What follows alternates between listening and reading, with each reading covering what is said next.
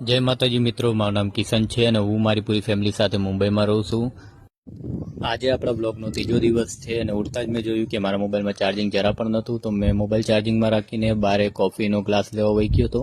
બહાર આવીને જોયું તો બર્તનમાં દૂધ જરા પણ નહોતું, તો મેં દુકાનેથી નાનું દૂધની એક થેલી લઈ આવ્યો અને પછી મમ્મીએ મને દૂધ ગરમ કરીને આપી દીધું અને એ ગરમ દૂધ સાથે હું બિસ્કિટ ખાતો ખાતો મસ્ત ડોરેમોન જોવા માંડ્યો. ડોરેમોન જોતો હોય તો મારો કોફીનો ગ્લાસ પણ ખતમ થઈ ગયો હતો.